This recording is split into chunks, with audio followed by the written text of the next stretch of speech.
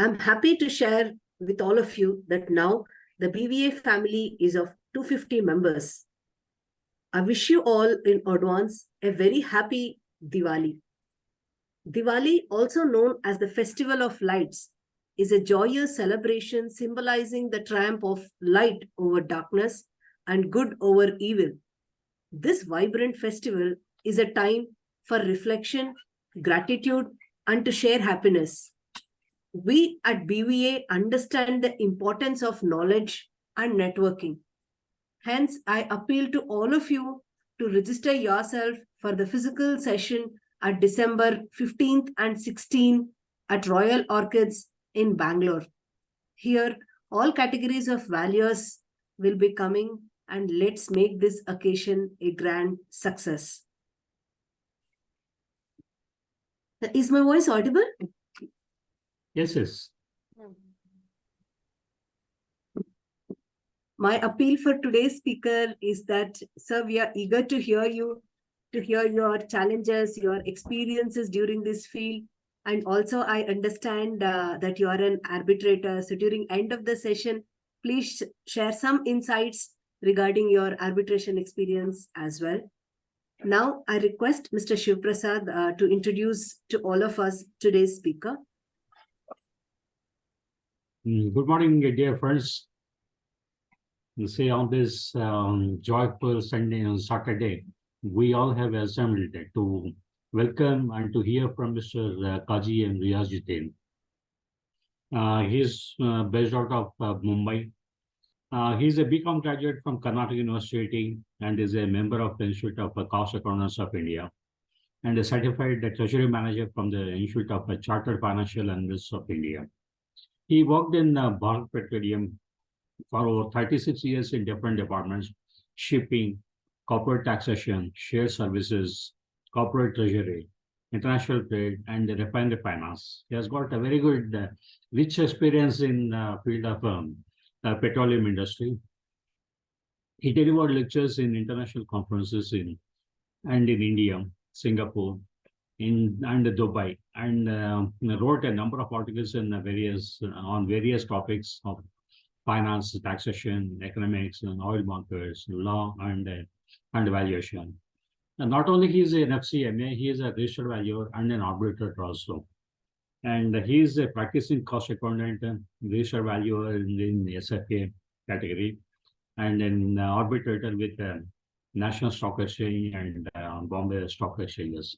Being an arbitrator and with background in the petroleum industry, he has undertaken some arbitration cases in the field of oil industry and as well as in share market related arbitration issues with NSE and PSC. And not only he's a rich professional with a rich experience, he's also a kind human being also above all.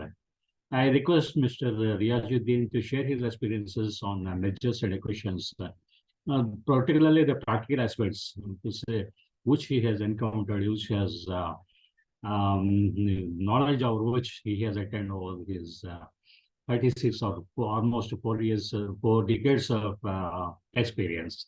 Also, I request him to throw some light on arbitration also, which is a new area to most of our valuers.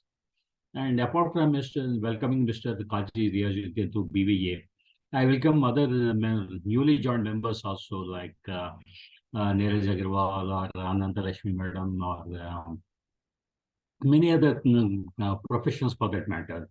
And I request other professionals also should share their experiences in this platform for the benefit of all the members in future. When I say many of those have got a good experience, good exposure, then good knowledge sharing expertise also. I request all of them to share their experiences in the sessions to come in future. Now I request Mr. Riyazuddin to take over and share his experiences, knowledge, etc. Thank you. So nice. Thanks a lot, Mr. Shiva Prasad, for introducing me so nicely. I'm so pleased. Early morning, it is nice to hear so nice words about myself. That's so good. And good morning, everyone. Good morning, Madam Shilpa Kiran. So thank you very much indeed to you and to all the members of BVA for giving me this opportunity to speak on the topic which is very close to my heart, mergers and acquisitions. So it has been a great pleasure for me ever since I joined BVA. I attended a few programs, and then I hope to remain connected and hope to attend the program in Bangalore on 15th December. Looking forward to a great meeting. It will be great pleasure. One thing I must salute all of you, all 29 members, for for joining this session in spite of being on the festive mood, festive occasion, and joy and happiness of family. You have taken on your valuable time to be to show or to indicate that how passionate you are about learning, how passionate about your enhancing your knowledge. So that is very good. My salute to you, or to all of you, my salute and my appreciation to all of you. Some So more members welcome. also will join in a few minutes. Sorry. Some more members will join soon. Yeah, certainly. So I welcome all of those people who are yet to come. So let us start. It has been a great pleasure to join. So with this opening things, I will start sharing my screen.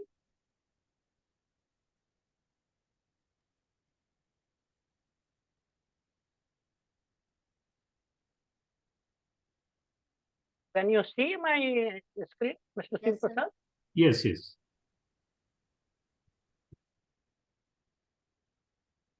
So this is a special session on Diwali days to keep you engaged with the learning session.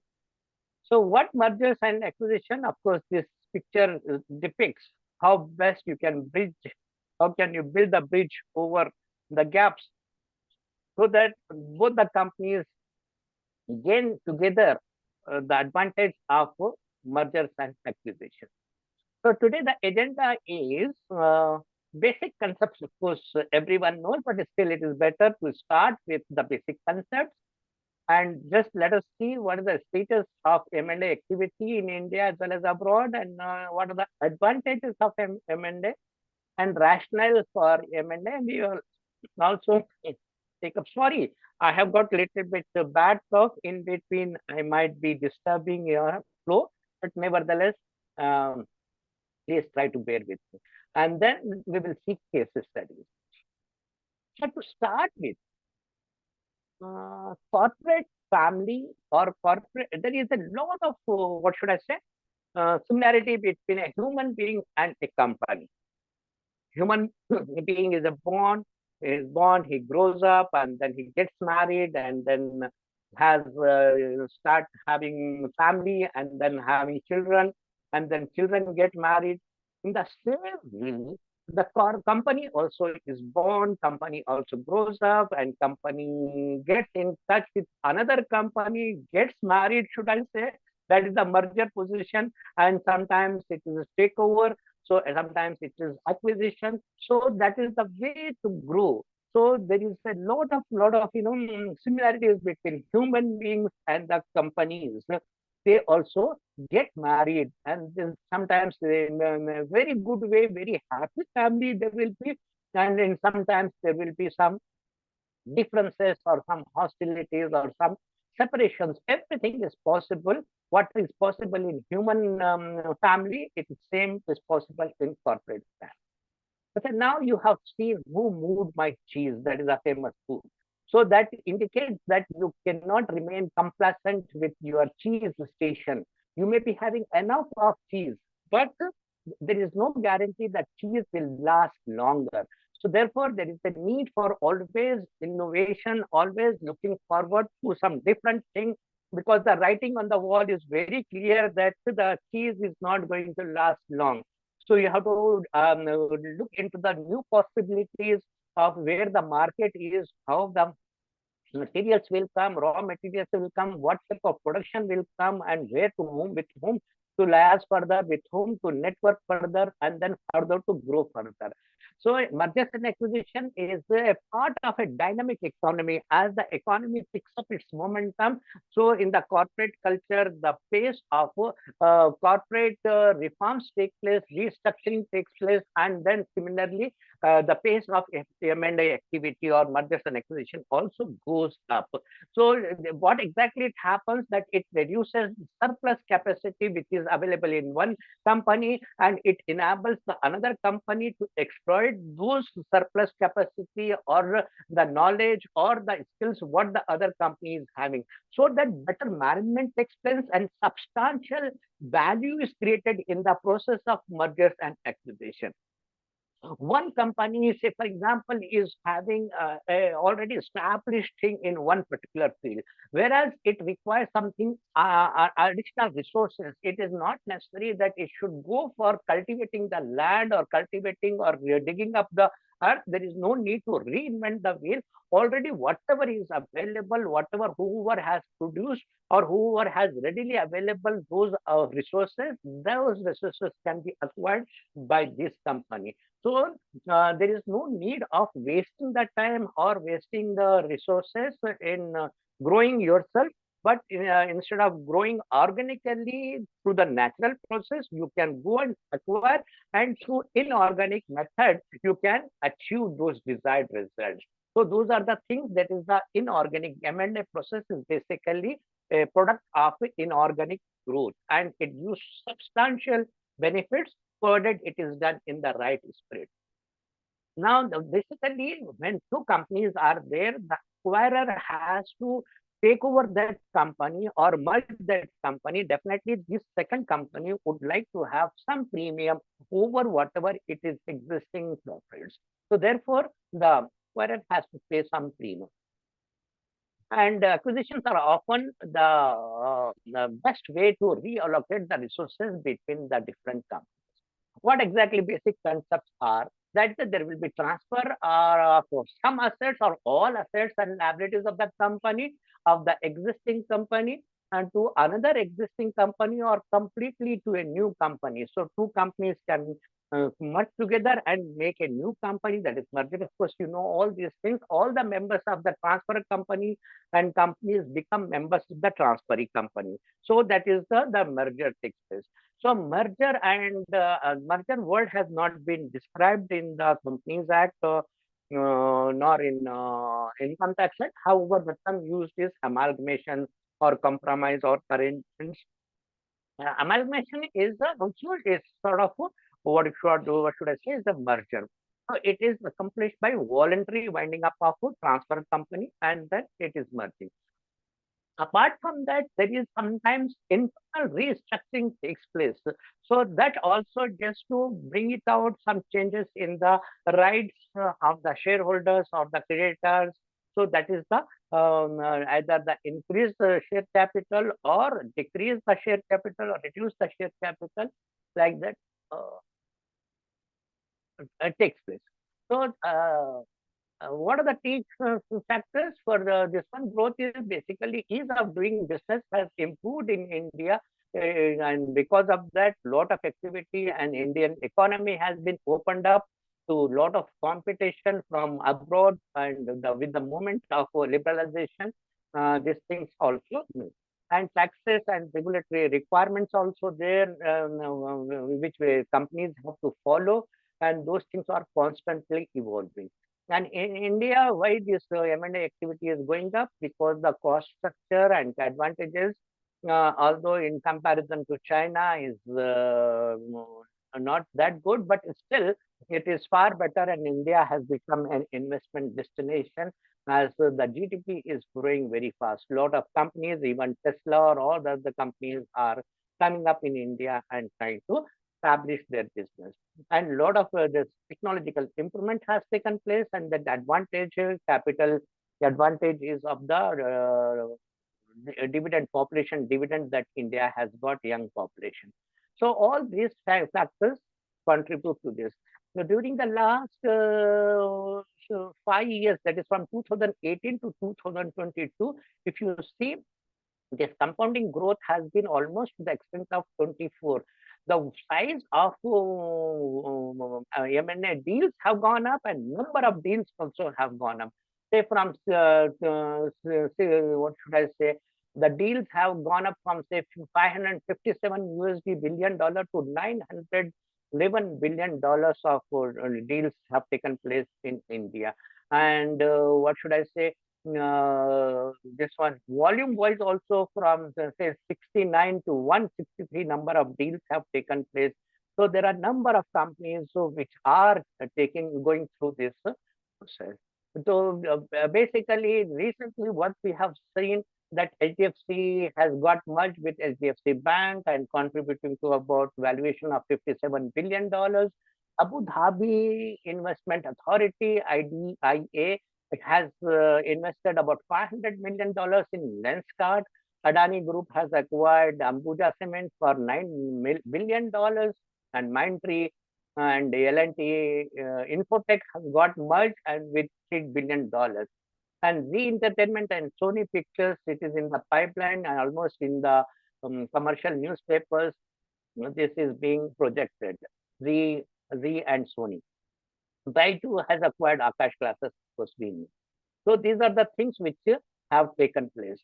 Now, what all laws are required to comply with in mergers and acquisitions, we know very well, but still just to tell you, Companies Act is the predominant act under which, whether it is Section 230, 231, 232, all those things we should see. And also, we have to approach NCLT, NCLAT, and also High Court for taking approval of all these things. Income tax regulations also will have to see how exactly the deals are made so that issues like Enron or Vodafone don't occur. So, sorry.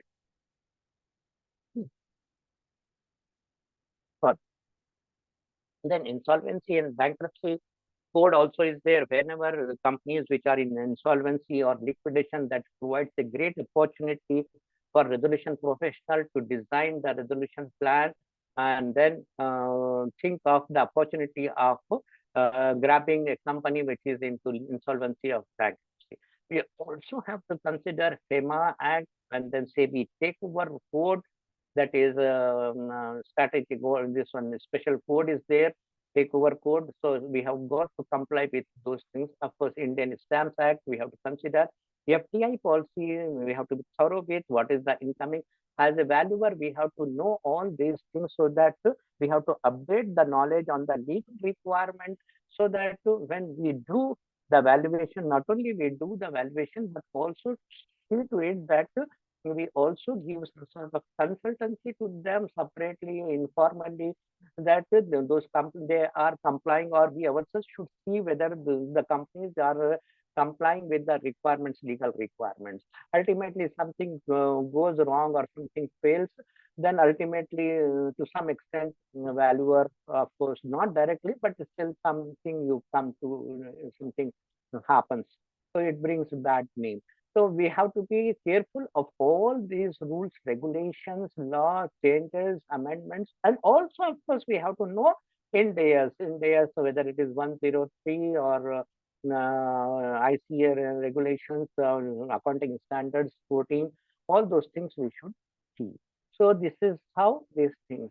And what exactly different types of, in India earlier, very passive environment was there, say till about 20, 30 years back.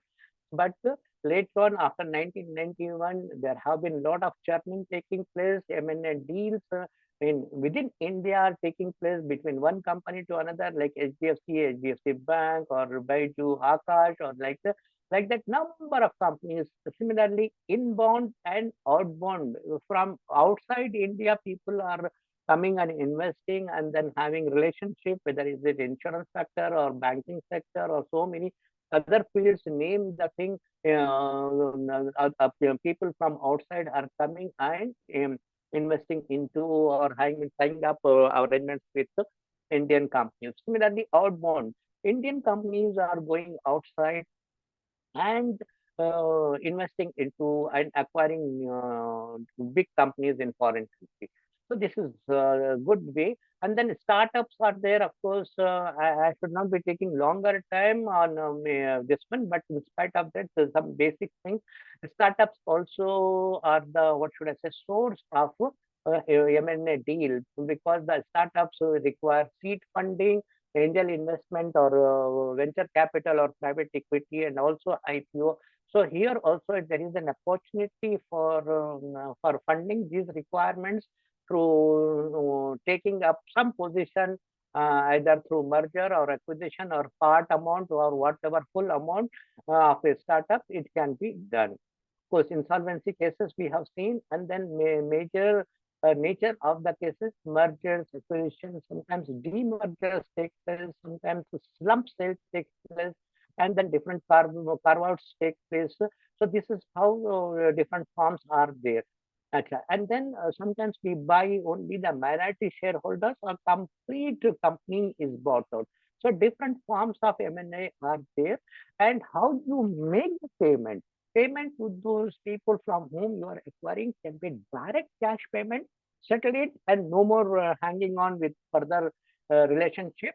So you pay out completely, and there is no participation of these investors or these sellers into further operations of the company. So cash payment is the best. So if you have got cash available with you, then otherwise you can issue the shares. You can make the payment by issue of preference shares, convertible preference shares, or cumulative or redeemable, or by issuance of bonds. And then acquisition. Acquisition can be through share purchase, business purchase, or consolidation and uninvestment. So this is what we have seen. And now, what is the rationale for M&A? Of course, we have already seen, that is, we want to increase the size of market. We want to have domination over the advantage of having greater economies of scale, because we want to cut down the cost, or we want to contribute significant savings in our operations. How best we can gel different operations with these things, lot of economies do come up. And then technical upgradation takes place, the need of innovation is taking place. So therefore the advantage of merger, when another company is having technological excellence, that can be benefit of that can be read by mergers and acquisition. And another thing is risk minimization and reduction. When you pull together the resources and then go for diversification, definitely it leads to risk minimization, and to some extent risk reduction, or sometimes risk elimination also. That also happens. So this contributes significantly for improvement of the bottom line. And then efficiencies also gained, and then there is a better competitive advantage you gain in the market. So whether it is a marketing advantage, or competitive market, or production in production field, or research and development, you gain lot of competitive advantage over your peers or over your competitors. And then scalability and growth also takes place, because you can easily grow. So these things are there, and then it also gives you completely to the one-stop solution to the customer, so that all the services are available. Some of these methods and rationale has been changing. Different companies go for different rationale. In, for example, Ranbaxy and Sun Pharma, the basic thing was they wanted to have excess of fund, so that Daiichi Sankyo sold Ranbaxy to generate funds. And then sometimes tax benefits. So whether foreign company or Indian company, those people want to have advantage over the tax arbitrage. So in that case, the company in a country which was having low rate of tax gets advantage. So like that, the tax benefits also is one of the reasons for taking this one. So the different rationales or reasons are there. Flipkart and Myntra has taken place. Why? Because they wanted to have increased competency in apparel business, that is through e-commerce platform. So this is how the business takes place. And M&A, when it starts, basically when it starts with first thing is the desire by the transferor company or transferring company, whether there is a need to take over or there is a need to be absorbed or it is not able to run the business, they want to transfer. So from that process, it starts, and then investment banker comes into the play to find out who are the eligible candidates. They screen it, they carry out due diligence, and through the process of due diligence, they eliminate the people who are not meeting the criteria. And finally, a big process of negotiation takes place. Howsoever, maybe the strong company, but still, unless you negotiate, come to this one, because the buyer definitely wants to have a higher price, whereas the seller wants to quote the lowest price. So a lot of rounds of negotiation do take place. And then post-merger integration, this is another step. This is one of the most important thing for which planning has to be done well in advance, because the integration is not that easy. So when the marriage takes place, counseling has to take place, both the minds, both the cultures, how exactly it is matching, how exactly integration can take place, what is the response of people, whether they are welcoming the new guest or whether they are becoming hostile or they are having some fear, or the new people who are going to take over, whether they feel happy that they are going to come into new place and wielding a greater authority or better opportunity of growth. So these are the concerns which human factor plays very well. And also with the customers, so what type of benefit you are going to use the benefit, and how you are going to convince the customer. So those integration, what should I say, challenges are there with the outside people, with the inside people, with the customers, with all the people, how you integrate and convince the customer that we are here to give you a better service.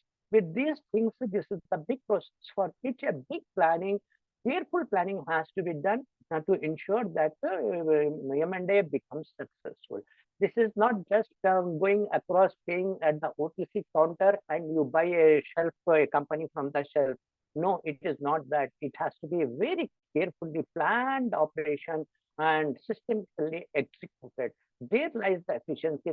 Time takes its own time, but the thing is, everything has to be done in a very nice way. And now, seeing this, what exactly is our role as a valuer? Our role is to minimize the risk of buying an economically unattractive company. The thing is, sometimes the promoters would say that I like that company, or for some reason, he says that this is the company I want to acquire. But fundamentals may not be right. Economically, it may not be benefit. Only when you see the sizable balance sheet, or you see the correct numbers and analyze the figure, then only the valuer will be able to give an opinion that this is an economically sound company and this is economically weak company. Or if at all you want to acquire, at what price you should acquire and what price you should not pay. So those things. And if it is an attractive company, definitely if it is attractive, that is the reason why the promoters have started this role. So then in that case, you have to see whether just because attraction, you are not overpaying. You should pay the right price. So don't get carried away by a hollow or by a superficial attraction, that because of that, it is going to have 5 star in your collar. So that type of thing one should not have. The valuer has to give a very sound opinion about the price that should be paid. And most of the time, what happens, let me tell you, mergers have taken place, the expected benefits have not come, the values have fallen down, EPS market has fallen down, market has diluted. All those things reflect that ultimately they will say, "Arey, valuation report was wrong." So that type of thing should not happen. So therefore, we have to see that valuation is done accurately, sound way, and we are not getting carried away by the dictates of the promoters or the acquirers. We have to analyze the thing, each thing in a correct way. Now, what is further our role is for our role not only to analyze the efficiencies or the benefits, but also to fix the swap ratio. We have to determine. Sometimes the company will say, no, no, no, we want to do at this rate, 2:5 or 5:2. But the thing is, we have to determine what exactly should be the swap ratio and whether the premium what we are paying is right. Value created for the acquirer, we have to calculate whether value received minus price paid, how much it is, and whether it is leading to value enhancement or value acquisition or value increase or value depletion. So sometimes the value dilution also takes place. So we have to be very careful in making the management or the people who have appointed board of directors, make them aware that this process is leading to value depletion or value enhancement or value accretion.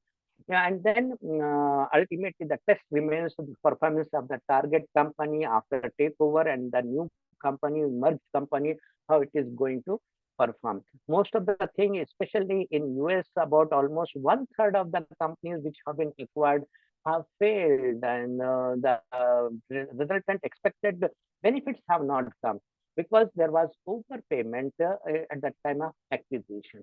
So one has to be careful from the experience of the other country so that it doesn't reoccur in India. Now, having been appointed, you have received your appointment letter or engagement letter. What exactly you have to collect? It applies to any valuation assignment. First thing is you have to check up what exactly you have to call for a lot of information from the company as to what is the company profile, history, background, promoters, and key manager person. Let me tell you, I think Mr. C. Prasad, I hope I'm going okay. His pace is good, and my voice is okay. Absolutely fine, actually. And here, actually, I have got a doubt. Yeah. When we talk about, what happens when we talk with the promoters is they say, Madam, this company is going to get closed because, the new management is going to take over. And you are asking me my projections. All along, as of now, as it stands today, I'm not going to exist. I meaning the management or the company the way it is, and it is going to be merged with another company. So why are you asking me DCF? I do not have any idea how the new management will take it up. And how does it matter as to what I wanted to do for the next 5 years? And the new company sometimes is a new, the transferee company, sometimes a new company, and they say, we have very ambitious plans. We will take up this company and we will expand that, this. So sometimes I think that, if I take DCF for the transferor company and also the transferee company, how do I ensure this double count, or, how do I take this forward? Can you also throw light on this, please? Yes, ma'am. Thank you very much. At least I'm glad one question has come. Thank you, Shilpa madam. Basically, when the company is closing, it is about to die down, all those things. Naturally, projections are not there and the company will not give projections. Definitely. But however, this company is going to take over, and that company doesn't have sales projection. It is closing down all its operation. You take over as is condition on net asset value basis or whatever residual value, you make the payment. But having taken that, it is now our projections. Definitely, we have to check up with this company. We have to sit with this transfer, with the board of directors of this acquiring company. What exactly is your view as to how exactly it will contribute? So we need to have a lot of discussion before we finalize the report or we start the assignment. So Sir, can I have one view? Yes, yes, certainly. Welcome. So here my straightforward answer is, when a transfer company is going to be closed, transferring company is giving allotting a shares to the transfer company, in the sense to continue to exist for continuously without amalgamation. What is the value they are going to arrive? So once you arrive, the transferring company is going to continue the business. So based on this standalone basis, assuming that they continue forever, whatever they get the value, that will be going to arrive the share exchange ratio. So then afterwards it will be merged. What are the benefits transfer company is projecting? Then shareholders will get the benefit. The subsequently transfer company will be merged with the transfer company. Is it not the correct, sir? That is also right. But we need to have a discussion with the board of directors as to how they visualize the future No, earnings after sir. the Sir, merger. assume that you are a transfer company. I am a transfer company. When I am Yeah. going to acquire you, I'll say, if without acquiring, if you continue, what is your value? So further your value, then you need to get your projections. Those Yeah. projections, once you give, it will be validated. Yeah. The business will be carried out in the transferee company instead of transfer company. So I think that's what normally we do this. Let me here interrupt you for the simple reason. What exactly is the basis or what is the premise of valuation of this company? It is not going to be a going concern, it is going to close down. So valuation of such company which are going to close down, it is not on going concern basis, but on liquidation. No, sir. And in liquidation, Premise is given going concern only, but if the business will be carried out. But only thing is that the purpose will be amalgamation. See, they're not going to close the operation. They're not going to remove the employees. They're not going to sell the assets. It's only instead of A, it will be carried out in the B. yeah. Yeah, Okay. yeah. Yeah, that is true. So my only view is that because madam has asked one question, the promoter or the board of directors of the transferor company is not interested in giving the sales projection. In that case, how exactly you have to take forward? Is No. that the right question, madam? I think that's what you wanted to know. How exactly the Yeah, if they valuer give has. projections, it is very simple, no, sir. If they give projections, it's very simple. On standalone, we make it. The problem is Certainly. they take this stand and they don't give the projections. So that is the concern. No, Correct, Shilpa. correct. So, Shilpa, I agree. It's not that. See, ultimately, this amalgamation is a proposal subject to various conditions. They cannot say, if you see, board of directors of transfer company has to continue. Even amalgamation also, when they propose, is not 100% sure that they're going to be merged in a NCLT at any point of time. If the intention is not good, if some regulatory object, then amalgamation may get cancelled any point of time. This is only proposal. So until they get the NCLT order, they have to continue the business as if no amalgamation. So amalgamation is one of the activities subject to all the compliances they may approve. This is my view. We can continue, sir. yeah. So nice. Thank you. There can be difference of opinion. Anyhow, my own this one was whatever projections are not available. In that case, the projections have to be given by the board of directors of this acquiring company. We need to discuss all these things and finally arrive at the figures because it is going to continue. अच्छा उसके बाद then we have asked for a whole lot of information from the company. Earlier, as long as COVID restrictions there, we used to be at home and all that. But the thing is, we need to have a dialogue with this company, understand their business plans, what exactly are they, who are the key managerial personnel, so what exactly is the SWOT analysis, all those things. I think it requires a lot of discussion. Then only we can plan our valuation. So business plan has to be taken, what exactly future projects are going to come up, how exactly the merger process is going to take place, what exactly are the comforts, how they are addressing the integration issues, what types of preference shares they are going to issue, what type of shareholding pattern is going to change, what will happen to promoters holding. So all these things and cash flow statement for the next 5 years, and then significant changes in the performance. So all these things we have to ask, and a lot of documents we have to open from the company, and then we also have to sign our non-disclosure agreement and open letter of intent, and then finally letter of engagement, lot of questions and answers. And also because we are basically FSA valuers, other people are there, valuers, land and building and plant and machinery, valuation report of those companies or those valuers also will have to obtain.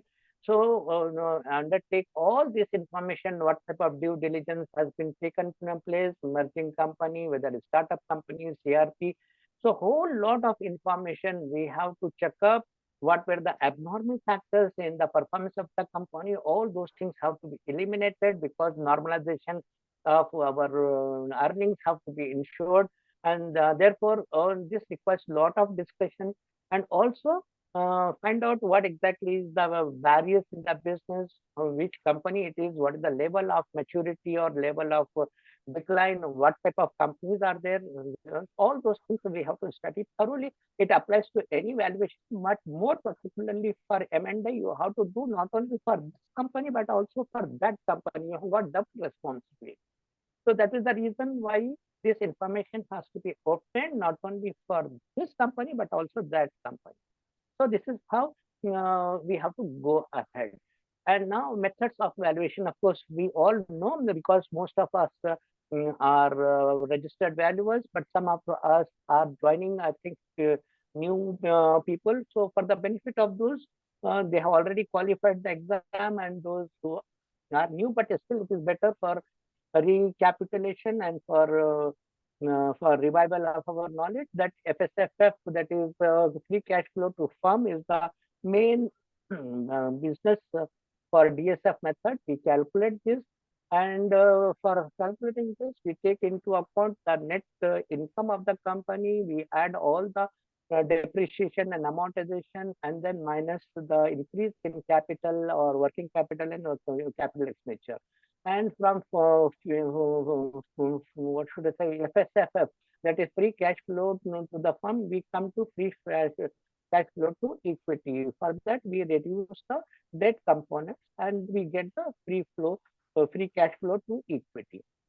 Then for ascertaining the cost of capital, we apply the factor WLCC, that is WACC, that is weighted average cost of capital, which is nothing but the proportionate cost of capital of each source of raising capital, whether it is debt or preference shares or equity.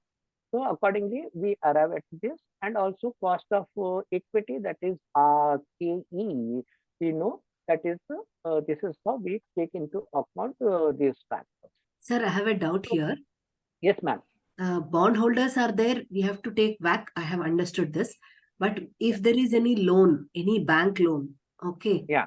So can we directly go for FCFE? Only bank loan, no bondholders are there. No, even then, bank loan alone. Sorry, whether there are bonds, different types of bonds, or whether different types of debts or different types of different instruments, but the moment you have bank loan, WACC is required. That is, WACC is required to be calculated. KE, that is KD, that is a component of debt. So whether it is small or big, the moment you have got even 1 lakh rupees or 1 crore rupees of debt, your calculation has to be on the basis of WACC. WACC is, that is weighted average capital. It is component of equity as well as debt. So you have got to take it, madam. Okay, thank you. Hope I have answered. Any other question, I will welcome. More the number of questions, it will be better. I hope no question. So in the chat also a couple of questions have come. Is it? Okay, I'll just have it.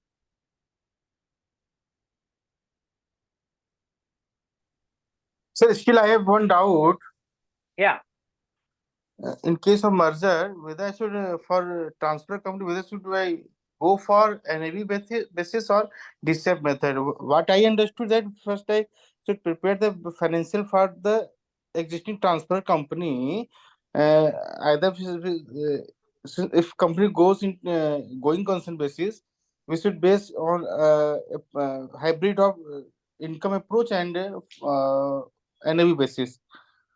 One thing, and then we should make a post merger considered financial, giving the effect of synergies either to the transfer company or not, and then I should decide the swap ratio. What is exactly, I'm more confused. What should I should adopt?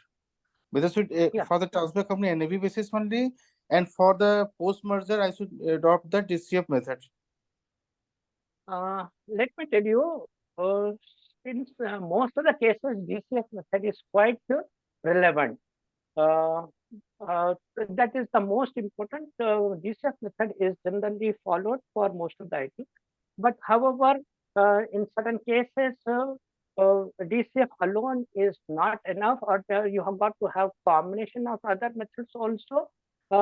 Giving proper method, it could be market method or income method or asset to cost method. All the three can be applicable in certain cases, but it is remaining it completely. You have to find out which industry it pertains to. For example, if you are valuing automobile sector, definitely you have to go for DCF method. If you are going for real estate, in the real estate, generally people apply net asset value method. So all those things, generally nobody applies their DCF, they will go for net asset value. And then in case of the steel industry, you have to find out what is EV and what is EBITDA, that ratio. From that, you will be determining the exchange ratio. So different companies, different industry have got different favorite, what should I say, methods of calculation.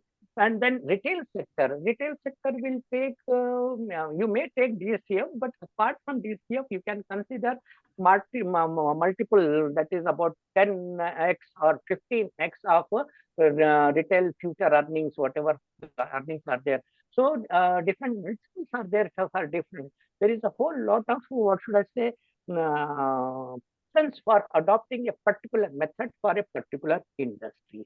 So this is how you have to find out in which industry your company is. But in most of the cases, DCF method is ideal method. I hope I have answered your question, or is still something is there? I think you have got something more. So for the transfer company, how the DCF method will be applied, since the projection will not be available for that, na? Or on assuming basis ki if the company going in continue for next 5 years, what will be the projections? On what basis I should? Yeah. Just now the same question Shilpa madam had asked, the same question you have got concern. The company, transferor company, of course, say for example, it has got a plan, it has got sales projection, if it views, fine.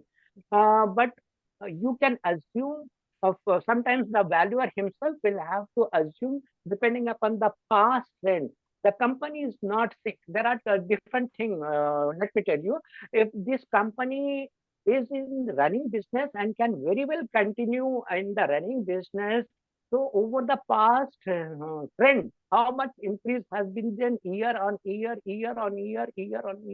and for next 5 years, if that company's management is not giving the projection, then you yourself can, based on the past historical results, project this one for the next 5 years. You make this one, and that is the way you can arrive at the terminal value as well as PV of cash flows, and then determine the value of the company.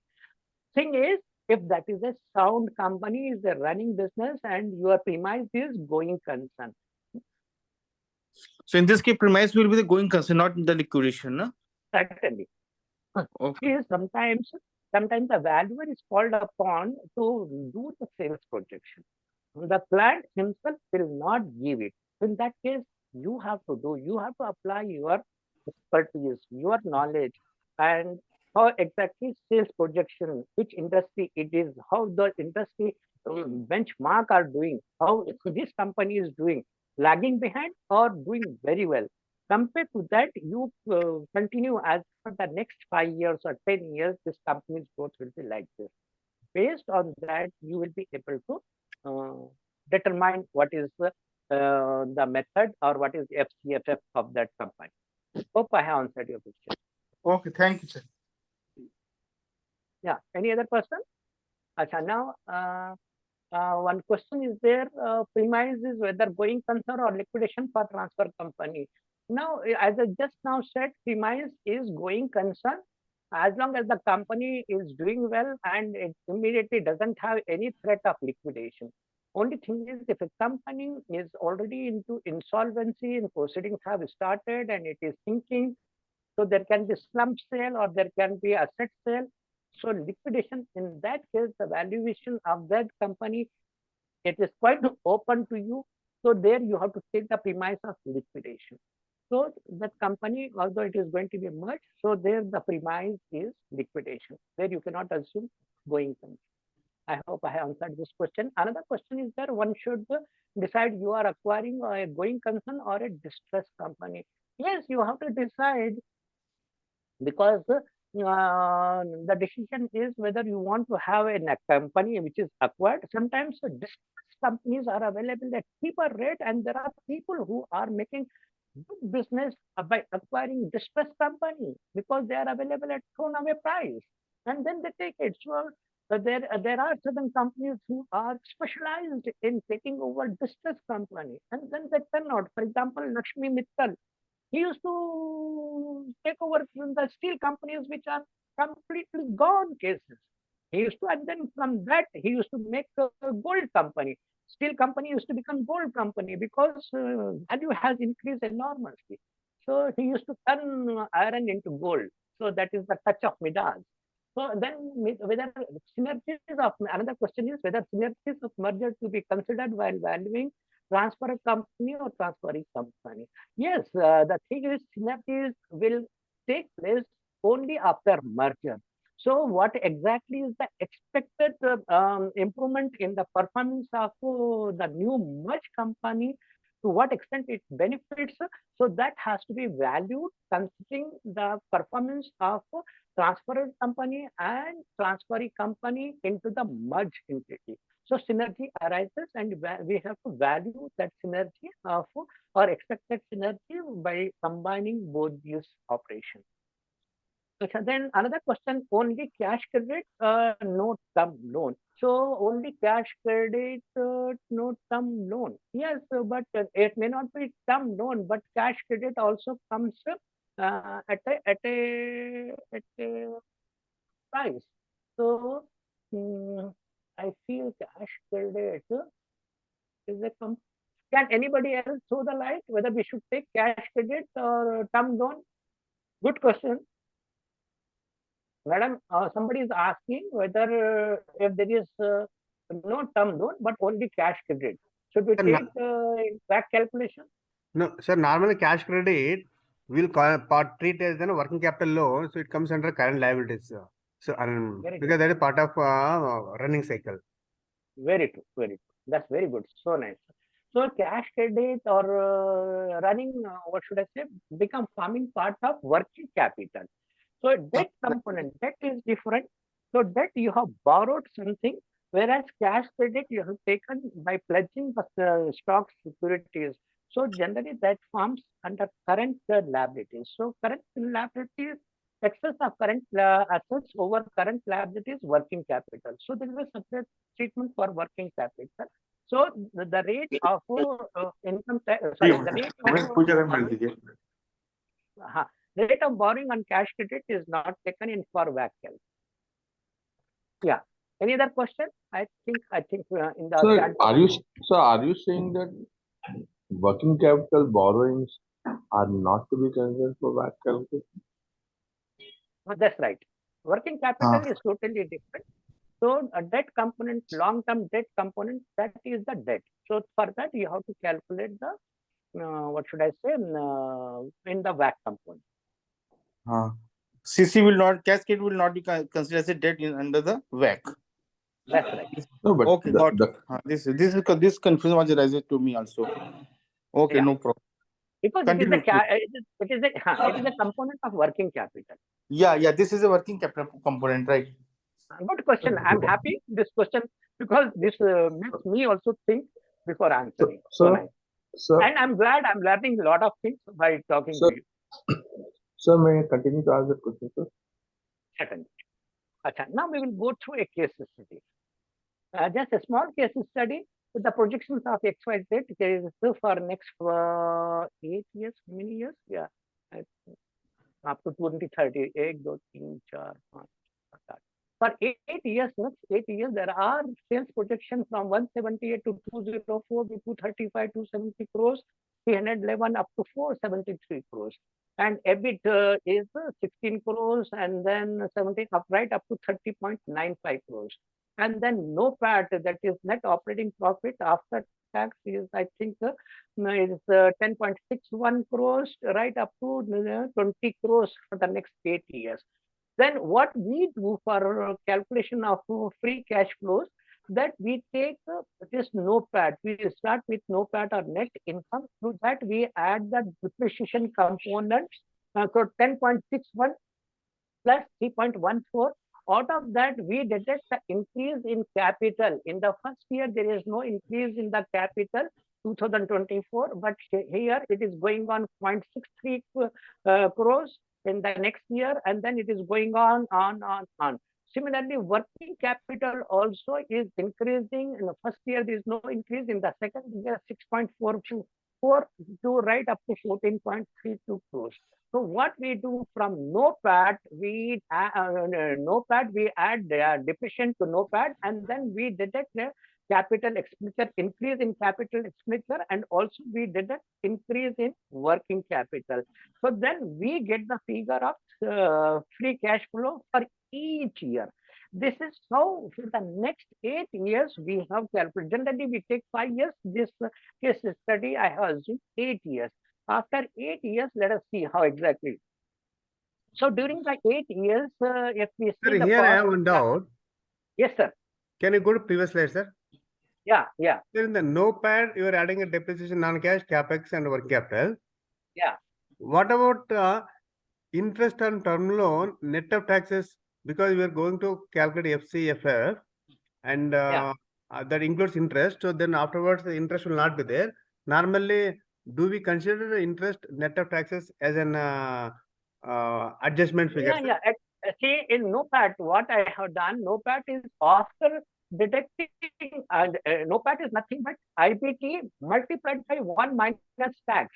So therefore, NOPAT has come after deduction of interest element, that is after income post-tax interest component has been deducted from EBIT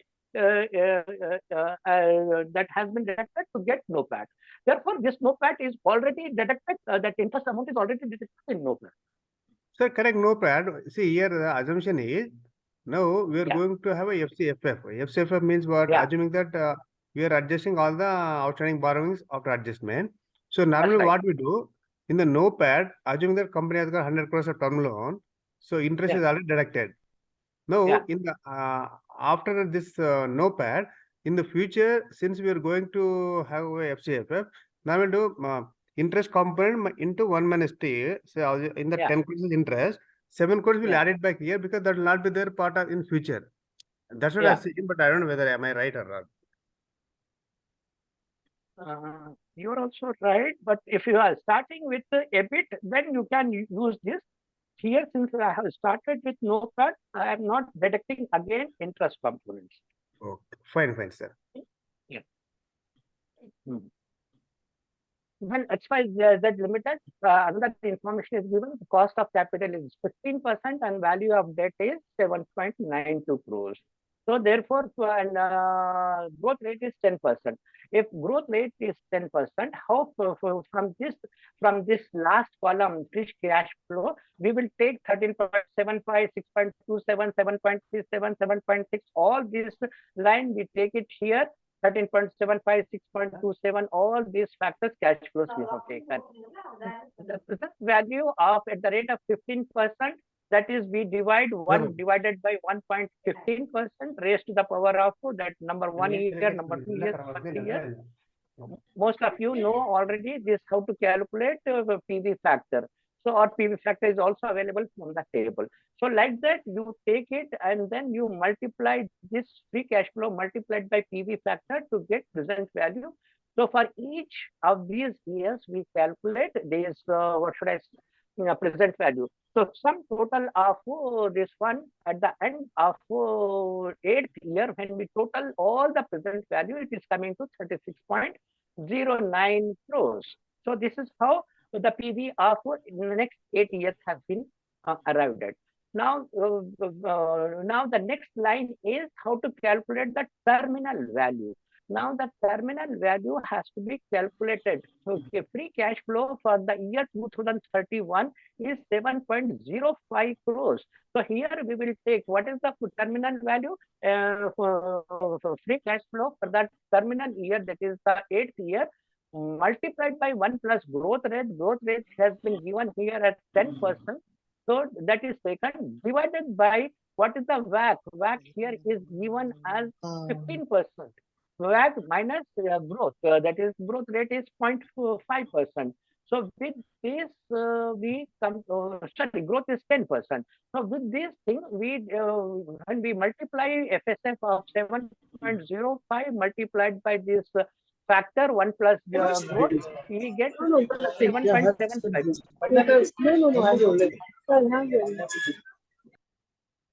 Then when we divide this 7.755 by 0.05, we get 155.1 crores. So this is the terminal value. So terminal value has to be brought down to present value. So when we multiply it by the present value factor, we get 155 multiplied by 0.327. That is 0.327 is the PV factor with 15% for 8th year. So that is the factor, and then we get 50.72.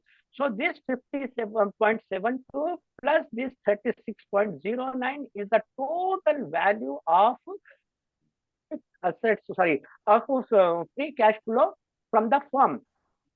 So this is FF value. From this value, when we deduct the debt component here, it is given 7.92 crores. So the total value has come to 86.81. This 86.81 minus 7.9 is 78.89 crores. I hope you got it. Any question on this? I hope you got it.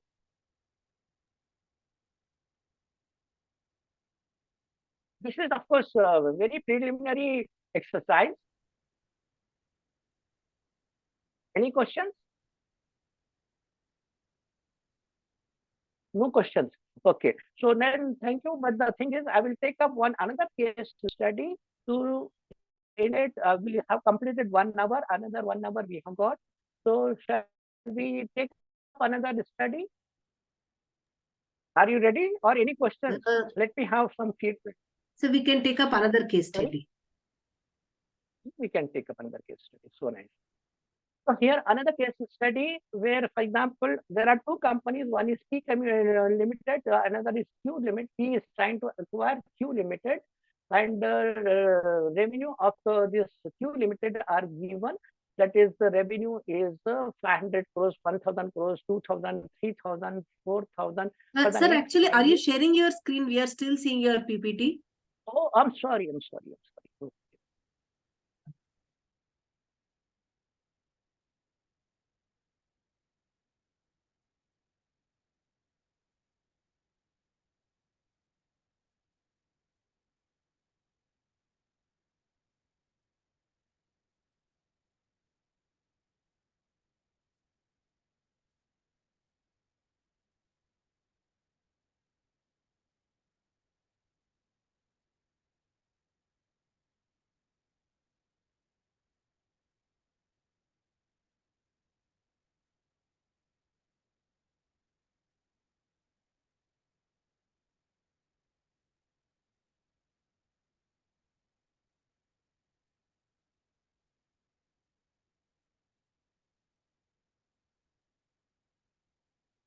You can stop sharing, Mr. Kazi. Yeah, I do.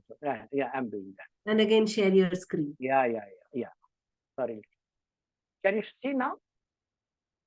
Yes, now we can see. Yes, it's But visible. you can make it little more font. It's Okay, I'll increase. I'll just hold on.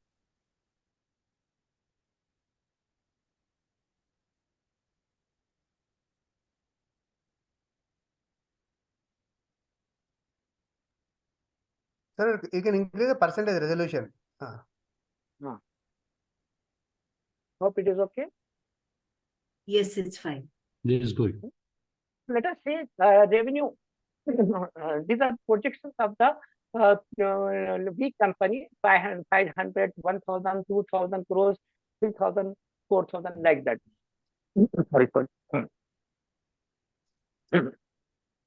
Then cost of goods sold is 200. So 500 minus 200 is gross profit is 300. Then you have got the selling and general administration cost, then depreciation. Then you from this you deduct these two items, you are getting a bit, and from this you are deducting interest component, and then you get earning before tax, and then here there is the tax component of 40%. In different companies, you can take 25%, or whichever company applies to you, 45%, 42.5%, in fact. So then net company, whatever is there that income tax has to be deducted, then you get net component. This is how the figures are given to you. And then from this, you also get the didn't say what exactly are the changes that have taken place in the working capital. Working capital, that is the current assets minus current liabilities. So excess is there every year. There is some increase in the working capital from 40 crores, 41, 44, 42, 40. Then changes in deferred tax. Deferred tax means it is nothing but the difference between the tax calculated as per income tax law and tax calculated as per Companies Act. So difference between these two leads to the deferred tax liability or deferred tax assets. So here, if there is this increase, that also has to be deducted. And then this capital expenditure, which is there, which is every year it is increasing, that increase also has to be deducted. So with these things, now we have to determine DCF method. We have to determine different methods, company comparable method or company transactions method. Let us see how best we can undertake this exercise, because here they have given the data of this one. Data of comparable companies, A company, B company, C company, current price, how much it is, earning per share of this company, vis-a-vis other competitors is there, value is there. So these are the things which have been mentioned. And then book value per share, and also whatever recent transactions have taken place, that also is made available to us. So with this data, now we can calculate, or rather we are asked to calculate valuation as per three different methods. So you have to calculate, or 3 or 4 methods also you can calculate. So it is always better you start with DCF, then you go to comparable company, you go to comparable transactions, or other methods also there, NAV method or breakup value. There are different methods which you need to check up. Now let us see as to through DCF method, which we have just seen. So here the growth rate is, say, constant growth rate is given as 8%, and WACC is already given as 12%. Number of shares have been given as 1,500. What is that is thousands, and then tax rate is 40%. With these assumptions, what we do, we take from this component, for example, this 93 is there, 208 net income. So calculation of DCF will start always with this net income. This component you have taken directly from this sheet. With this, you can calculate. Then you add interest plus interest minus, what should I say? Interest component, and then depreciation and changes in deferred you add, and then you deduct this working capital and less tax, this one.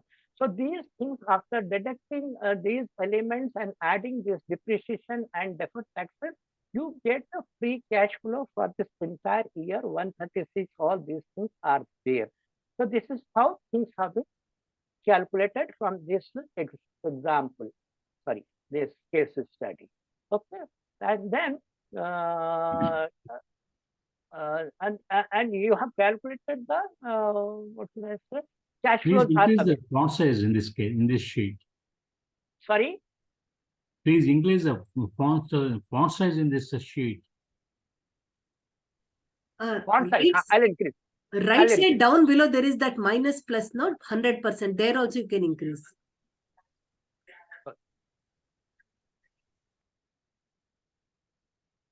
I hope it is slightly better now. Yes, yes. Now you just see all these components I have taken from this file, which is there in the basic assumptions as well as in the basic questions from there. This DCF method has been calculated. So this is completely, this is the free cash flows 136, 233. You have got this in. Now this is the terminal year. This year 5th is the terminal year. Now from here you have to calculate the terminal value. How exactly you calculate terminal value? Just we had seen that we take 1275 multiplied by 1 plus growth rate. What is the growth rate here? It is, I think, is given here. 12%.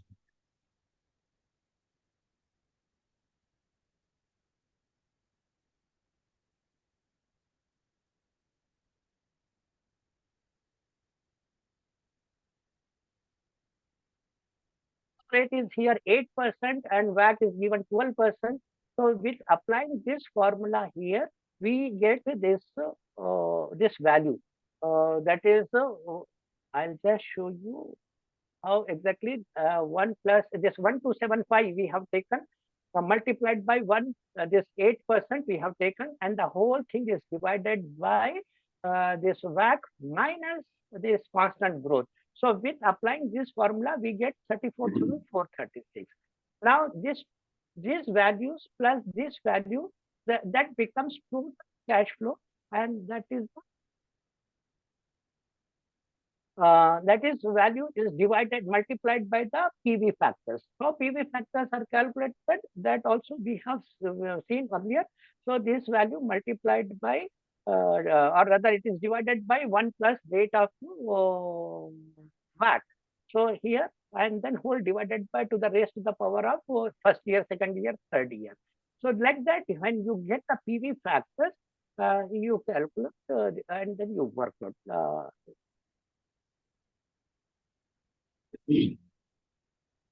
This is the sum total of, you get this one is the, what should I say,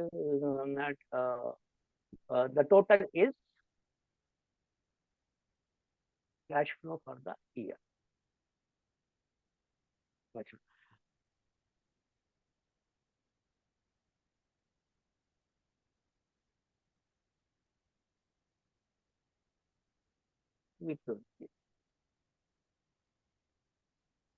So sum total of all these cash flows plus terminal year, whatever is there, the sum total of cash flow is FSFF, and minus from there the debt component, you get this cash flow from equity, SFEE.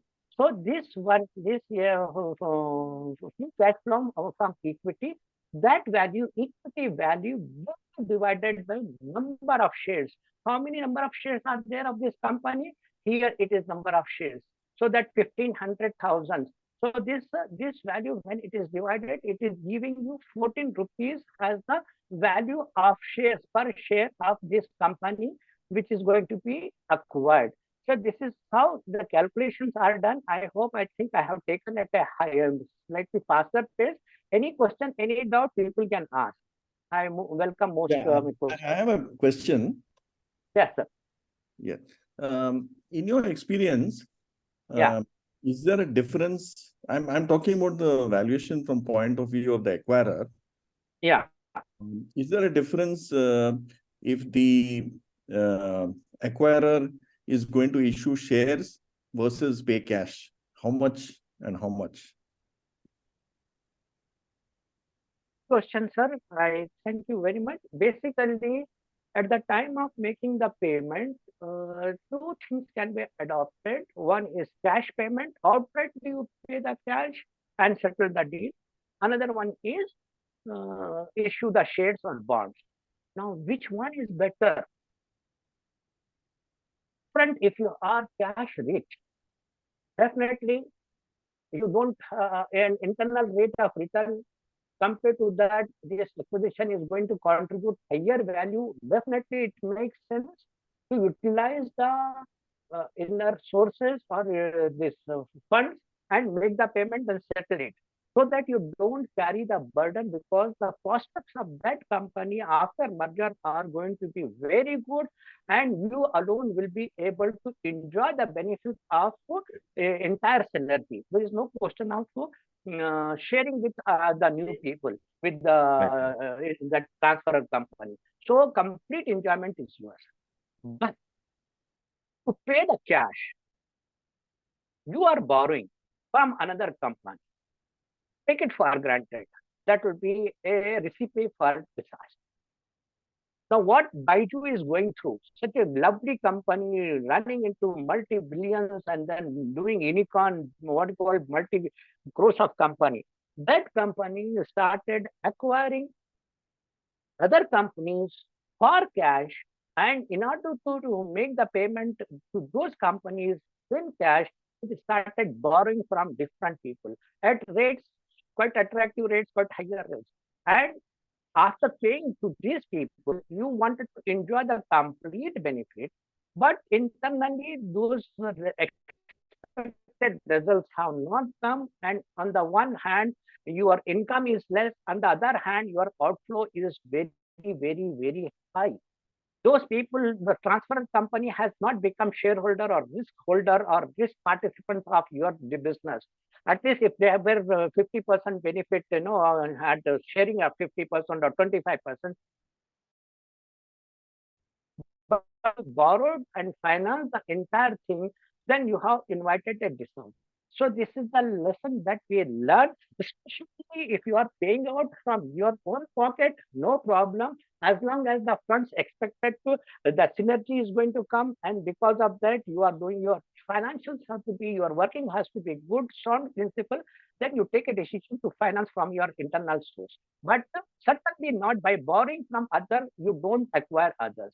So this is a recipe for disaster. This is what I just wanted to say. This is the experience from Baiju's experience. We have to learn from it. So just a follow-up question from the valuer's viewpoint. Let's say he's valuing for the transferee company. Yeah. Will he take a different discounting rate if it is for shares or it is for cash? Good question, sir. Very good question. Definitely. You have to take higher discount rate when you are valuing with share or bonds. One, what is happening, the risk factor. In case of paying out to cash, your discount factor can be low as say 8% or something like that. Whereas when you are going to use the shares, then discount factor definitely has to be higher. It includes the market rate of risk plus some specific rate you have to factor in for your company, depending upon industry to which it is. So therefore, discount rate when you are issuing in the form of shares or bonds, and especially when you are issuing with bonds, that has to be much higher than shares.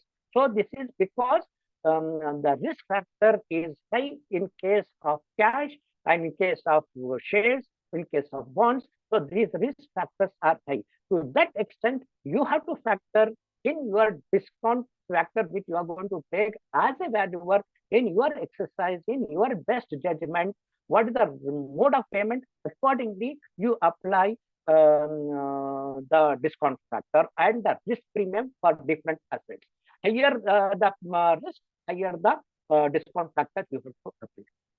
I hope I have answered, sir. Yes, thank you. Thank you. Any other question? It all depends upon what discount, how much risk. Your perception is more important, and you have to give a justification as to how much you are discounting at what rate and how much premium you are building up. You have to make a mention in your report. Nobody, even if you take 5% or 8% or 10% higher risk premium, nobody will question. But as long as you justify, you are perfectly within your authority to do so. Any other question? Did I run very fast in this, or any hitch in this? Hope this exercise in DCF is okay. If that is so, then So one query. sorry. Yeah. One query. This defer tax, can you throw a little more light? I'm not clear on that. There is one line here which says, defer tax increase or decrease is added back or something like that. In the same, you had the sheet which you showed us. Yeah.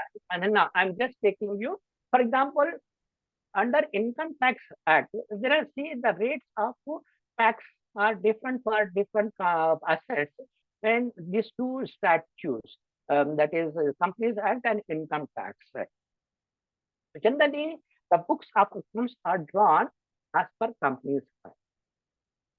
And let us see for land and building. Say the land and building, it may be 5%, 6%, 20%, depending upon whether it is office building or factory building. This is under Companies Act.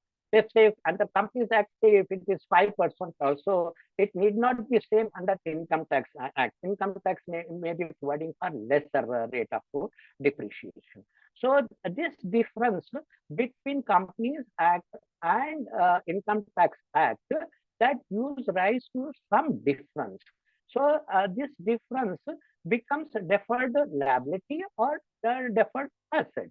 So, and sometimes, I mean, here, of course, I have added as deferred asset, but the thing is, sometimes it becomes deferred liability. If deferred liability, it has to be reduced like any other pool. So this is how calculations are done.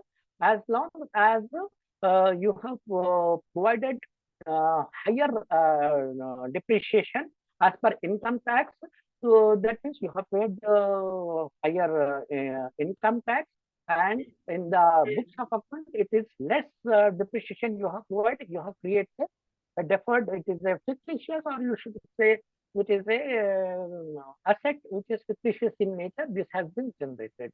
So subtotal of all deferred assets have to be total, and out of that, deferred liabilities have to be reduced, and then you get net either addition or deduction. Hope I have clarified, ma'am. This is basically a result of treatment of tax rates on assets, depreciation on assets. How do we decide the risk premium? Sorry? How do we decide the risk premium? This premium, how exactly it is decided? See, risk premium is decided.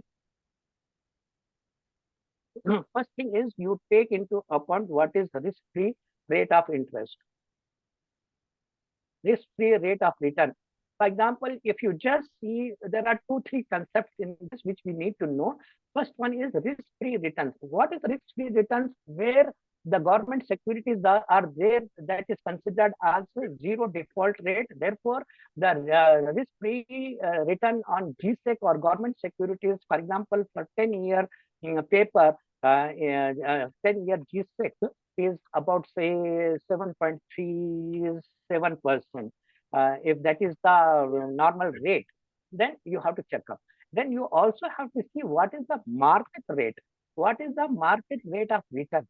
Market rate of return, how exactly you find?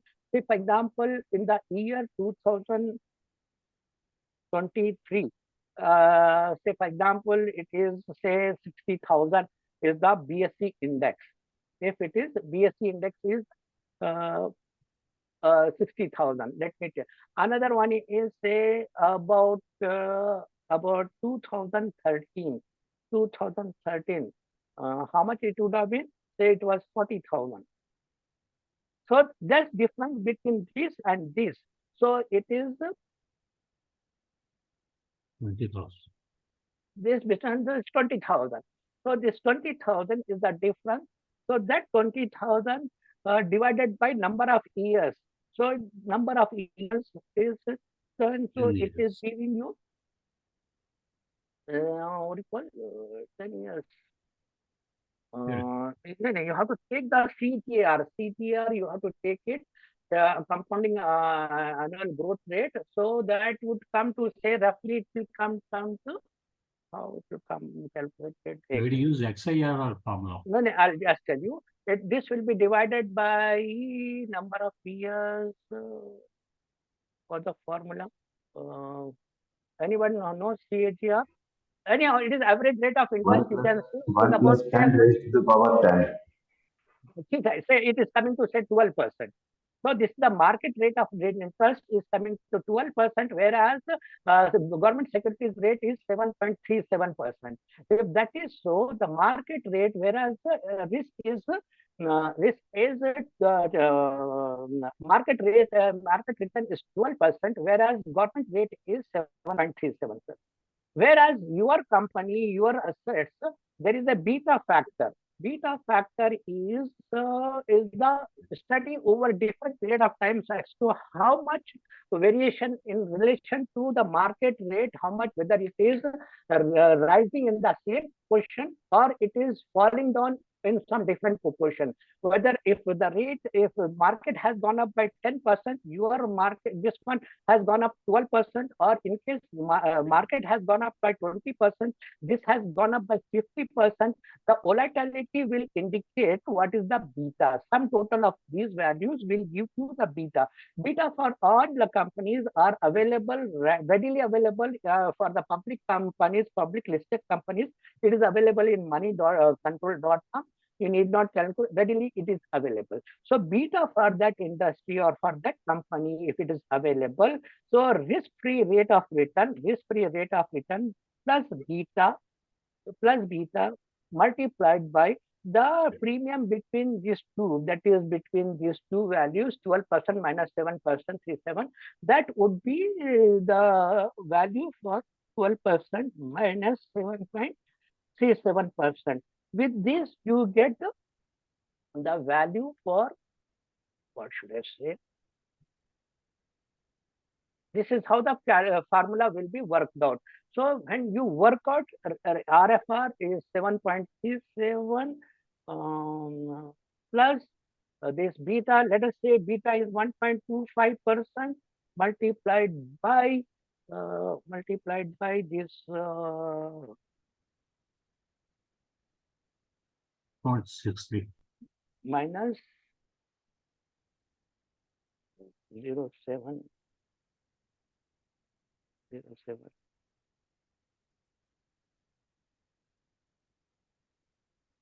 This is how you get. That is how you. I think something is wrong. I think it's okay. So this is how beta is calculated, and then risk premium is calculated. So risk premium is nothing but beta multiplied by the risk premium between the GSEC rate and the market rate. This is how these calculations are done.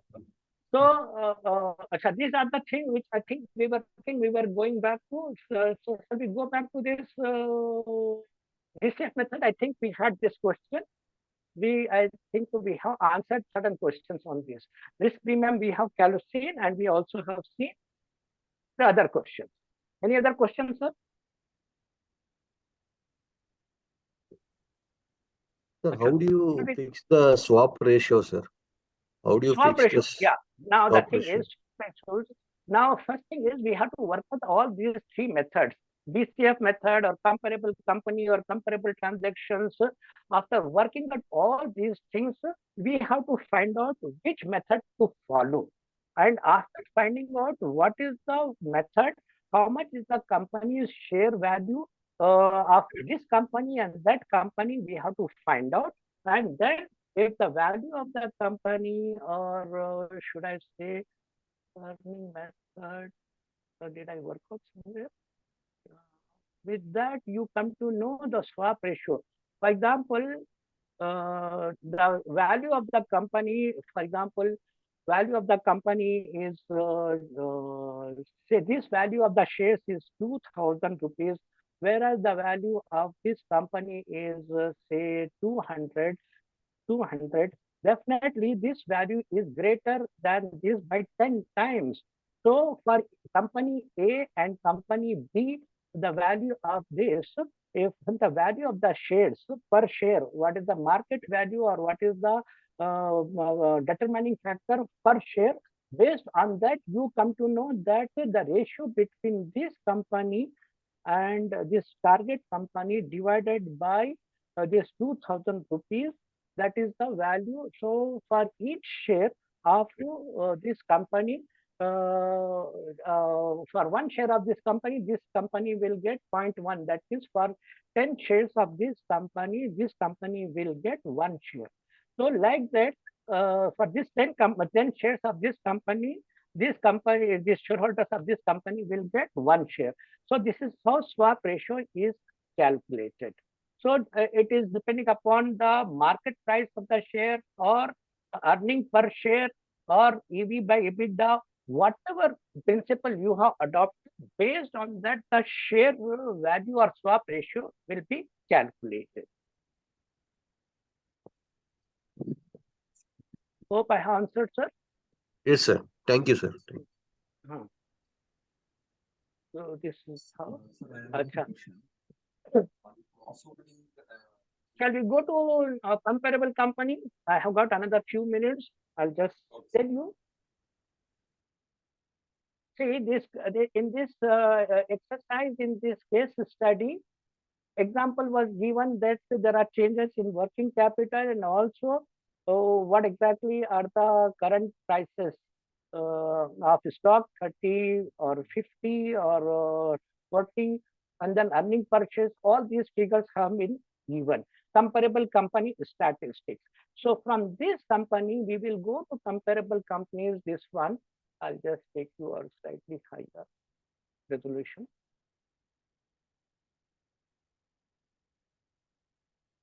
So here, we take these values, P ratio of these companies from here.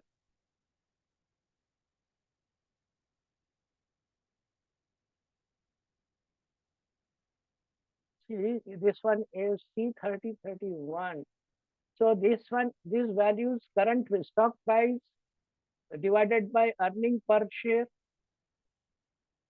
Here you are getting P ratio. P ratio, price divided by the earnings, you are getting this. And then for each of these companies, that is, this is the company, and these are the comparable companies, A, B, C. These companies' shares are there, and PB ratio also is calculated. PB ratio is price and book value come this one, and then price and sales ratio. So these are the ratios which how you are taking from here. What is the selling price of this company? You are taking this face value. From this, you are deriving these values. With these things, you calculate what is the earning per share of this company, 1.50. This is how you are coming this 31 case study. So this is already there. So from here, you are taking 31. Is here already given. So these are the prices which are already there. You are taking, and based on this price earning ratio multiplied by this earning per ratio, you are getting these values 20 based on P ratio 24, 25, 26, and then you average these prices. Sum total of this is the average stock value you are getting. This is how you are calculating. If 3 methods are given that you have to provide 3 methods, you can take only 1 method, or you can take 3 methods. So sum total of average of these things by which you calculate 25 rupees as this.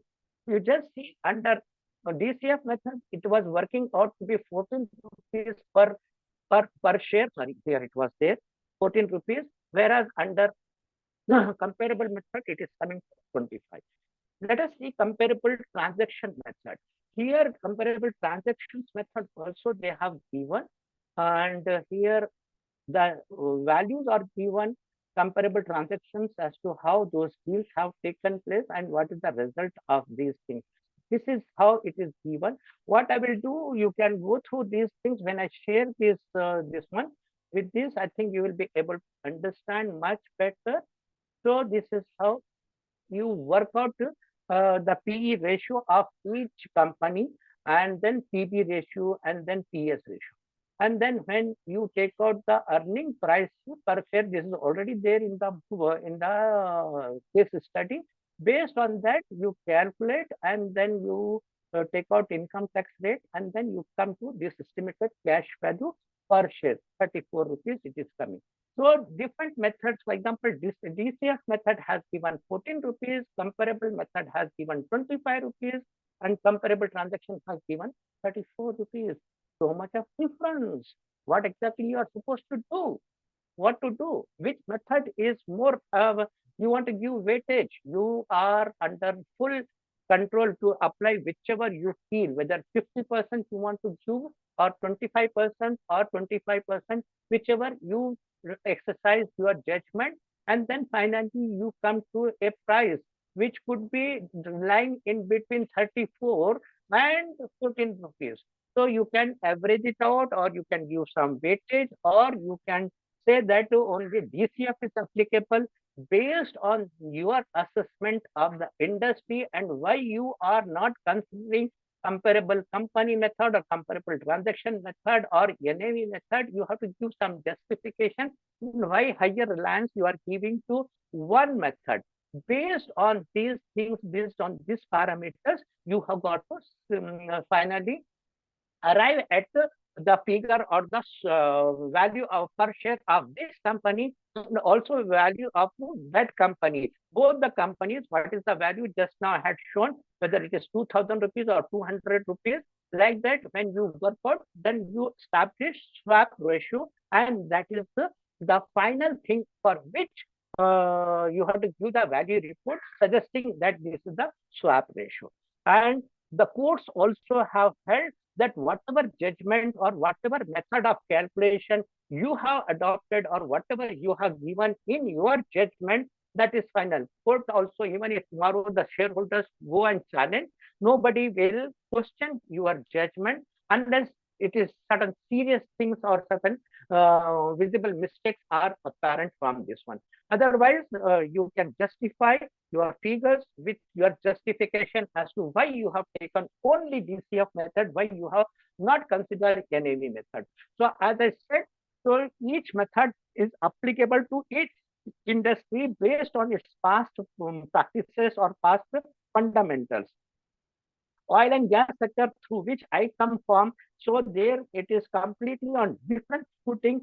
Generally, DCF method may not be applicable there. Oil wells, especially digging wells, their depletion of resources, that will be having altogether a different method of calculation depending upon the natural resources and wealth which is going to be generated from this. So each company, textile company or pharma company or DCF method, most of the cases is DCF method, but in certain cases other methods also have to be considered. With this thing, I think I have to say a great word of thanks. At the same time, I will welcome you to write to me for all specific questions, and even now also you can raise questions. Before before concluding, I just want to say that it has been a great experience for me to be not only a cost content, but also to be a registered valuer and an arbitrator. The journey to these new fields have started after I retired from BPCL in 2019. So then after that, what to do? I have to keep, I don't want to be called as a retired person. So that I felt that personally somebody is giving some sort of belittling down my position. So I didn't want to be called as a retired person, but instead of that, I just started adding value to myself. Therefore, I went for, of course, NCLT cases. I started practicing for NCLT, NCLAT, CESTAT. So if appeals have to be made in any of these forums, I am there. Or in case in DGFT matters, especially in what should I say, foreign trade policy. So I keep reading a lot of things, and then I am one of the best presenter on union budget. Whenever union budget comes, then valuation changes on union budget. I speak to different forums, especially in Bombay. So how the union budget impacts different sectors of economy, so that I carry almost for last 3-4 years, I have been speaking on this topic. So as an economist also, I take a lot of interest in economies as well as into the law. And then let me tell you how arbitration has come into this field. So during my tenure in BPCL, of course, number of occasions of dispute resolutions used to take place, whether it is of international trade or national or domestic trade or acquisition of certain materials, shortage of materials, quality deterioration on opening up into big project materials. So there used to be disputes. So that experience has helped me to qualify as an arbitrator. So our Institute of Cost Accountants is providing a 6 months diploma course in arbitration. Similarly, company secretary also is providing, and Institute of Chartered Accountants also is providing this avenue. So this I am talking especially because I have been requested to speak on arbitration because it is a new field. Of course, IP is also there, and independent directors also. These are the, what should I say, opportunities opening in the horizon. You can become independent director, you can become IP, insolvency professional, and apart from being a registered valuer, you can also become an arbitrator. Now, arbitration is a thing which is going very rampantly, very enormously. It is increasing not only arbitration but also mediation. This is called ADR system. ADR matlab alternate dispute resolution. So now Mediation Act has been passed. With the result, all the disputes necessarily have to pass through mediation. And then if it doesn't get settled at mediation, it goes to arbitration. Now arbitration has got wider field, and Arbitration Act of India 1996 has been passed, providing lot of avenues for not only for lawyers, judges, retired judges, but also for cost accountants, company secretary, and chartered accountants. So you have to just, it is better you as a chartered accountant or company secretary or cost accountant, by virtue of doing it, you can qualify to be an arbitrator, but still it is better you acquire a separate diploma, maybe of 6 months or 3 months, whatever, or some conduct courses are conducted by the, attend the courses conducted by the institute, your institute. So, and then obtain a diploma or a certificate, and then you get appointed, especially if you are above 50 years, take it for granted, your chances are bright. This is how I have got it. Then Sir, you have been retired from BCCL? BPCL, Bharat Petroleum, yes. Bharat Petroleum. Oh, Yes. I thought BCCL, BPCL. It is BPCL. Bharat Petroleum Corporation, Mumbai. Okay. So that experience of BPCL helps me a lot. Moreover, being a finance professional and interpreting so much of legal documents, I myself have become, although I'm not a law graduate, but I am one of the best drafter of legal documents. So that expertise has come because I was into tax matters, dealing with a number of appeals, not only at tribunal level, but also at the Supreme Court level also. So that has helped me to improve my writing skill or drafting skills, and you can become an arbitrator. So arbitrator of not only domestic in commercial dispute, but also international commercial disputes. And especially I had some transactions in stock exchange where I burnt my fingers, but in the process I learned a lot. So therefore, when I'm appointed, before getting appointed, this NSE or BSC or other stock exchanges will check up what is the level of expertise or what is the expert of knowledge you have in stock exchange. So then once you have got expertise in that particular area, definitely it is an advantage, and then they will welcome you, and then they will onboard you, or they will impanel you. Similarly, other bodies like Nani Palkewala Institute of Arbitration in Chennai, or in Delhi International Arbitration Center, or Hyderabad International Mediation Center, and then MCIA, Mumbai Center of International Arbitration. Like that, there are different number of arbitral bodies, arbitral institutions, which help you to get impaneled, and even national, what should I, roadways authorities is there, no, the constructing a lot of roads, or even big builders. So everywhere there is a need for arbitration. So one is you know very well the law. You should have some domain expertise. Then plus your own legal language or something, drafting skills. With this, I think you can become expert arbitrator. Let me tell you, these are the arbitral awards which I myself just during the last 2-3 months I have made it myself. Although I was forming part of the panel of judges, panel of arbitrators, sharing with some chief justice of retired chief justice of Ahmedabad High Court and Indore Court.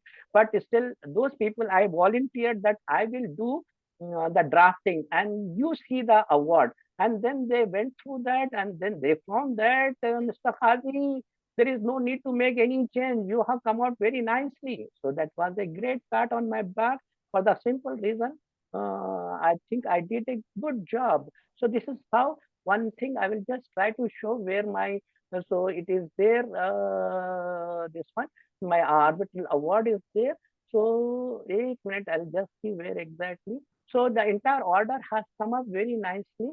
This one is there, LKP. This one. So this award, say, for example, it starts. I was sharing this panel with Justice Deepak Trivedi, Justice I.S. Srivastava, and Kazi Riyazuddin. So this is how this entire thing was drafted by me, and those judges endorsed that there is no need to make any change like that, and they endorsed, and finally they Very signed nice, it. sir. Very nice. So It is they quite signed it quite there. appreciable. So it was a where the matter was in appeal. The arbitrator had given some order, and we were in the appeal as an appellate order. So then the appeal also we have rejected, and we have passed the order in favor of respondent, not in favor of appellant. And then I had my own doubt whether we can do this. Then I checked up with the judges, those retired judges. They said nothing to worry. You have done perfect job. So this Sir, is you are a chartered accountant or you are a Yes, sir, chartered I'm cost accountant or law accountant. graduate? I'm a cost accountant, and then the As well. expertise of finance helps you in legal matters. So, for example, if you are a doctor but you know engineering or medical engineering, you come out with the best of the devices. So you need to have knowledge of two things: knowledge of law, knowledge of commerce, or knowledge of finance. This helps you to become a good arbitrator or conciliator or mediator or even chartered accountant. So these things go help hand in hand. So your basket of expertise has to enlarge. You cannot remain focused that I am only chartered accountant doing only income tax matters. Gone are the days. Who has moved the cheese? Cheese will go away. So therefore, you need to look for different matters. The writing on the wall is clear. So opening of the new avenues, which Madam Shilpa, I'm thankful to her because of her words. I'm telling all these things slightly addition so that you think that the cheese is not going to last. Your income tax practice or GST practice is not the only one. Apart from that, for the better opportunities, go for arbitration, go for mediation. That is a major area. You can, as a chartered accountant, they will welcome because you know law, you know finance, you know human relations, and then how to do all these things. So this is the expertise which you need to finalize. Of course, you can become independent director, you can become IP also. Of course, some of members of already IP. I think with these things, I'm happy that we have started with 19 people, and finally 19 people have remained. In between, some numbers have gone up, but nevertheless, I'm happy. Today being festive occasion, my sincere thanks to BVA, all the functionaries, and also all the participants. All of you have taken so much of time to spend some time to learn something. I have not done my full duty, but in spite of that, I'm happy that I have enhanced my knowledge by sharing with you little bit knowledge that I have. Hope to learn, hope to do better, much better in the coming days. I hope I will be able to do much better sessions with Sir, your contact number and email ID, please I give. think okay. Your Contact number and email ID. Okay, sir. I'm sharing again. Mr. Kazi, actually, I have a doubt on merger. Okay. Yes, ma'am. In fact, one of the member, had messaged me in personal window regarding Okay, Mr. Pranam, I request you to raise your query separately, and I'll just raise my point. Suppose there is an investment company. Okay. Yeah. So you Yeah. are here to your Mr. X company, and I am Y company, and my main purpose is investment. Okay. Yeah. I have invested in many things. Okay. And normally what we do as a valuer is whenever any investment company comes to us, we value the company the way it is, like the realizable value or the future value of that particular investment, and try to capture. Okay. But there is a value which I, as a manager of that investment banker, or fund manager, or whoever, and you're calling me also to continue in the new organization. So can I have any goodwill aspect? Because the DCF I can't consider, because it's an investment in a startup company. Say 4 or 5 startup companies my company has invested. Okay. And is there any chance that I can consider good value, and how can I even build it up? Because purely as a conventional valuer, we consider the fair value of the investments made, considering definitely the future aspects. So what is your point? I have a live case now, and the fund manager is telling, Madam, I have put so much of research, so much of value is there, which I have given. But I said value given is already considered in wherever investment are there. Can you throw some light on this? Yes, ma'am, very much, very nice. I think question you have asked, very nice question. An investor, he is just an investor, passive investor, or an active investor, or a the expert who is coming. And sorry, my this one translation. My slide is available. I think you can see my screen. Thank you, screen. My address and my contact number is available. Can you see? Yes. Achha. Okay, somebody wanted it. Now, this question, what madam has posed, no, it is very good question, very apt question. I think, madam, you have seen Shark Tank? Shark Tank episode? I'm a great fan of it, because we have struggled so much for valuation, and they'll do valuation in 2 minutes. It's over. They No, do your very value is not fast, so within much. seconds. They do in seconds. I wonder how they do it. Aman Gupta had come. I asked him question as to how you do it. They said that we have got everything on our of that fingers. So whereas we take months together to do all these things, or we take days together to make one report, they do it within seconds. Now the thing is, let me tell you, when an investor, when he comes, say for example, I come and Madam Shilpa comes. Madam Shilpa has got an expertise, say in textile industry or something. I don't have any expertise, and I'm ready to contribute, say 10 crores, tax rupees for 1%. This one, whereas so for example, I am ready to contribute 50 lakhs for 1%. This one stake.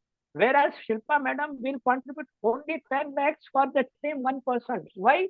Because she has got expertise. She is getting, if I bring 50 lakhs, I am getting 1%. Whereas Shilpa madam is bringing only 10 lakhs, but she also getting 1%, but for that she is contributing only 10 lakhs.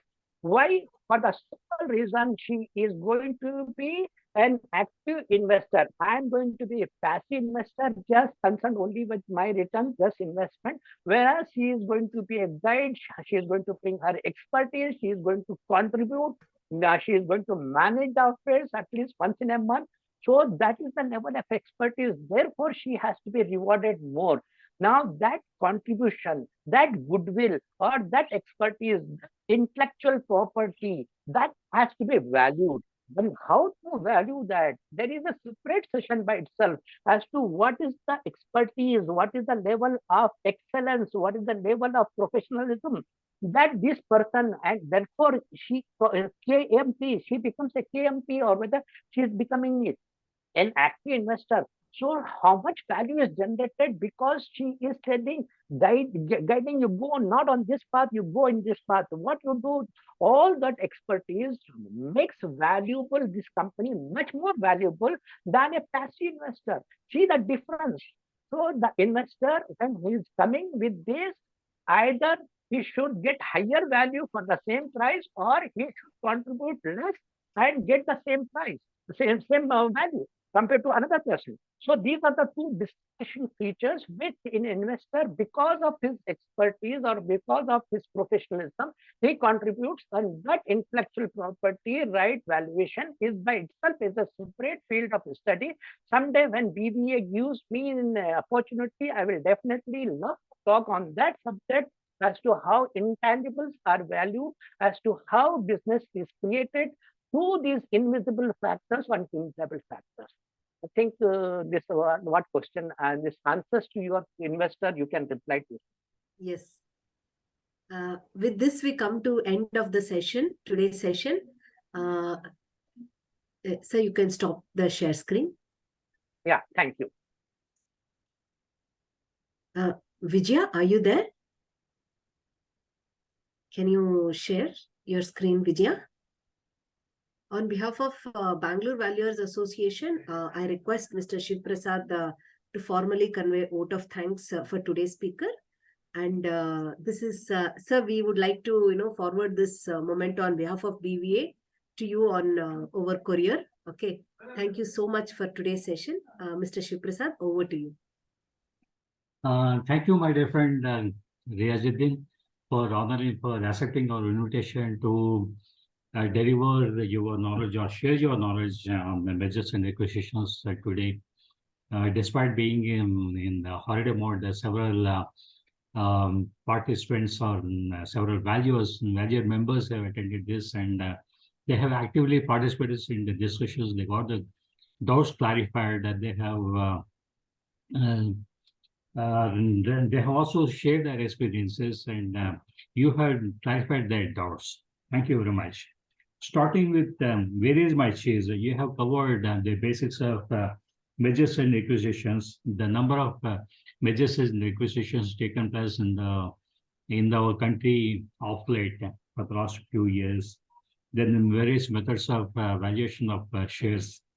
Under various methods like this year, comparable companies, comparable transactions, etc. You also showcase some case studies and explain how the calculations are made, what are the intricate points, how the risk premium is calculated, etc. And you also explained, say, why this method is not applicable in your oil industry, where there are large reserves of petroleum, etc. And